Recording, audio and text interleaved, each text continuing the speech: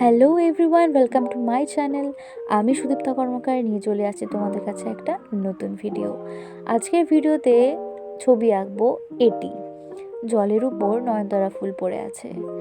এই ছবিটি করেছি আমি ক্যানসন পেপারে। ক্যানসন পেপারটা হলো 300 GSM-এর। তাহলে চলো শুরু করি আজকের ছবি। তাহলে পেপারটি নিয়ে নিলাম। এটা আমি ছোট করে কেটে নিয়েছি, এটা বড় একটা পেপার ছিল। এবার আমি নিয়ে নিলাম দুটো তুলি, একটা 1 এবং একটা 0। মাস্কিং টেপ দিয়ে ব্যাপারটাকে আটকে নিই। আর আজকে আমি ইউজ করেছি মেকানিক্যাল পেন্সিল। আমি যে মেকানিক্যাল পেন্সিলটা ইউজ করছি সেটা তোমরা সহজেই পেয়ে যাবে যে কোনো বই খাতার দোকানে। এটা দিয়ে ছবি আঁকার একটা বেনিফিটস হচ্ছে তুমি ভীষণ সূক্ষ্ম কাজ করতে পারবে। এবং আমরা অন্যান্য পেন্সিল দিয়ে যখন করতে যাই, ছবি আঁকতে যাই, তখন আমাদের মুছে ফেললে একটা দাগ পড়ে যায়। এটার ক্ষেত্রে কিন্তু সেটা হয় না।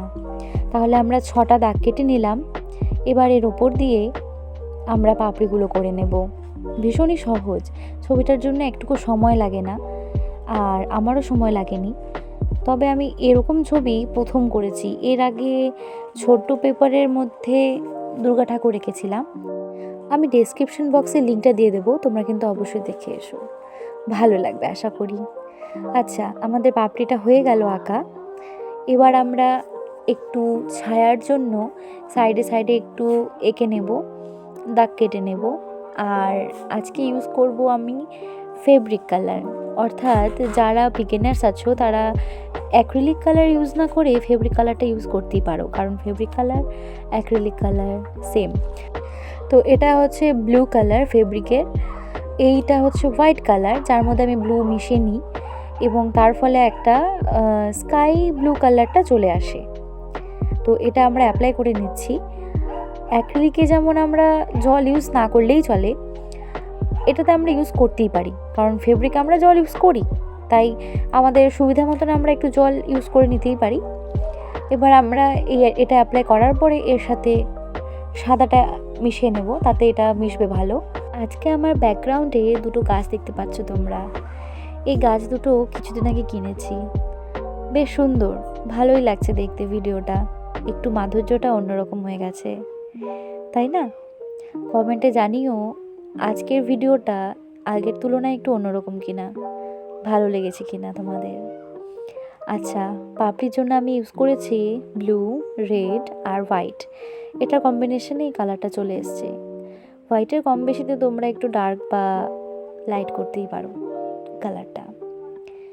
তাহলে এটা দিয়ে নিই, শেডের মতন করেই দিয়েছি।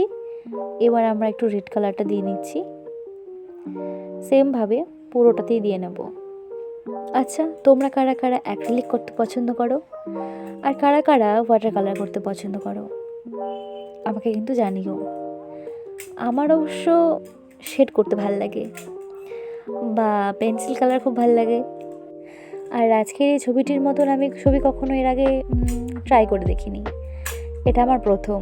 জানি কিছু ভুল ত্রুটি আছেই, সেটার জন্য আমাকে ক্ষমা করে দিও আর একটু মানিয়ে নিও।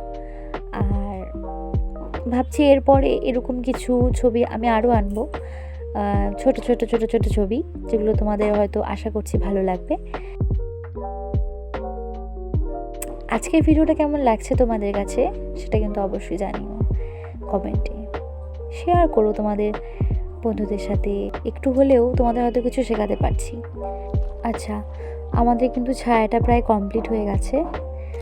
আর নেক্সট ভিডিওটা ভাবছি একটা ওয়াটার কালার আনবো, তো যদি দেখতে চাও তাহলে অবশ্যই আমাকে জানিও। আর এবার আমরা জলের ছায়াটা করে নিচ্ছি, সেটার জন্য আমরা কিন্তু হোয়াইট ইউজ করছি। আমাদের ছবি প্রায় কমপ্লিটের পথে। এবার আমরা মাস্কিং টেপটাকে সরিয়ে নিয়ে একটু বর্ডার করে নেব। আর এবার আমরা জলের ফোঁটাগুলোকে বোঝানোর জন্য একটু হোয়াইট আর একটু ব্ল্যাক দিয়ে পাপড়িতে এঁকে নেব।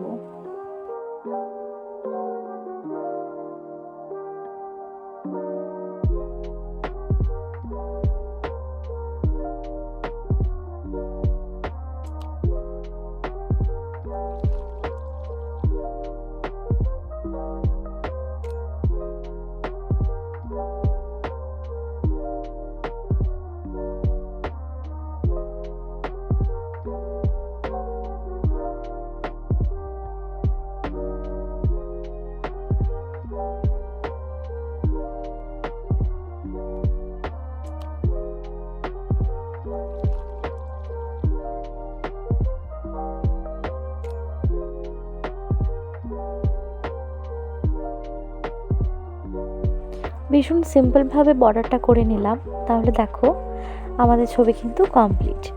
কেমন লাগলো অবশ্যই জানিও, আর সাবস্ক্রাইব করো আমার চ্যানেলটিকে। অবশ্যই বেল আইকনে ক্লিক করবে যাতে নেক্সট নোটিফিকেশনগুলো তোমাদের কাছে পৌঁছে যায়। টাটা, ভালো থেকো।